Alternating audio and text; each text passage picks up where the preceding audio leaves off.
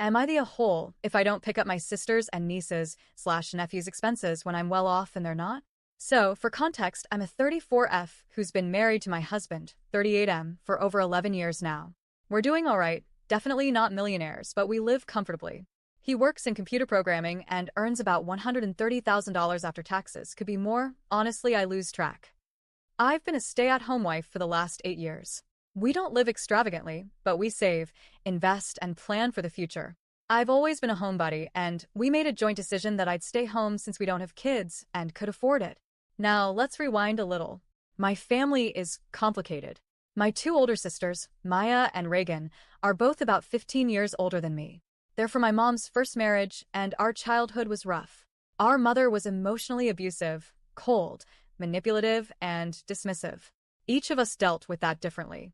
Maya, the eldest, took off at 18 and immediately started having kids, 6 in total, each from a different father. Her entire adult life has revolved around the welfare system. She's been in and out of government housing, working odd part-time jobs just enough to stay under the income cap for benefits. When her kids were older, she went to school and got a certificate in something, I forget what, but never seriously pursued a job. Her excuses always shift. There aren't jobs near me. If I move, I'll lose my housing. Nobody's hiring in my field, etc. Truthfully, even her own kids have started calling her out on how she just won't try. Reagan, my other sister, has worked most of her life, so I'll give her that. But her decisions? Not great. She was married at one point and actually doing okay. They had a house, a car, some savings. But then the marriage fell apart. I've heard rumors she cheated, but I don't know the full story, and she certainly never offered one. Since then, she's been in and out of toxic relationships, spending her money as fast as she gets it. Booze, cigarettes, takeout. It's like saving isn't even on her radar. I've tried not to judge too harshly. I know trauma can leave people stuck.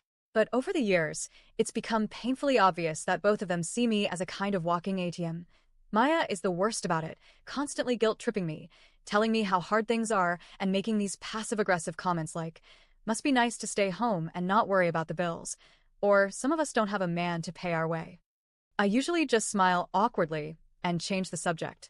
A few years ago, my adult nephew asked me for money to buy skates so he could take his girlfriend skating. That was when it hit me. They don't even bother hiding it anymore. They see me as the rich auntie because I don't live paycheck to paycheck.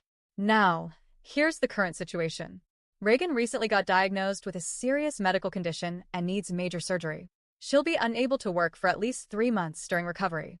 And because she has zero savings, Maya immediately started messaging me in a panic. What's she going to do? She'll lose her apartment. She has no help. You have to step in. You can afford it. For context, Reagan's monthly rent is about $1,400, and I estimated she'll need another $400 or so for groceries per month. Utilities, car payments, cell phone bills. Honestly, I don't even know the full total, but I guess we're talking $6,000 to $7,000 minimum across 3 months. And yes, they're asking me, not even directly, but through guilt and implication, to cover all of that. The thing is, it's not even me they're really asking, it's my husband. That's what irks me. I don't have independent income. So they're essentially suggesting he should float my sister's life for 3 months just because we're better off. And no, she hasn't looked into government assistance, EI, disability support, or even asked her adult children for help. When I offered to help her apply for assistance, she shrugged it off. When I offered to let her stay with us post-surgery so I could care for her directly, she turned it down. I even offered to go to her and help out, but that wasn't good enough either. Instead, she and Maya seemed to expect me to just write a check for everything. No strings, no plan, just hand it over because you're doing fine, right? It doesn't sit right with me. Not only because of the money itself, but because I feel like I've become the family's safety net by default. Our mother? Useless. When Reagan told her about the surgery, Mom just shrugged and changed the subject. Our dad passed away years ago. And our brother, well, he's well off too, but that's mostly because he was the golden child. Mom and Dad gave him multiple financial handouts over the years, help with college, a car, a down payment for a house. We girls? We got nothing. I just feel like, why is it always me? Why am I expected to fix this? I'm not heartless. I love my sister. I worry about her. I want her to be okay. But I don't think I should be expected to fund her entire recovery just because I happen to marry someone who's financially responsible. If she was trying, really trying, to pull herself up, I'd probably feel differently. But she won't even take the help I am offering. So, am I the a-hole if I say no? If I say, I love you, I'm here for you, but I'm not paying your bills while you refuse to help yourself? If I stick to my offer to help apply for programs and bring groceries and support her emotionally and physically, but not financially? Would love some outside perspective. Because I'm feeling stuck between guilt and resentment, and neither is a great place to live.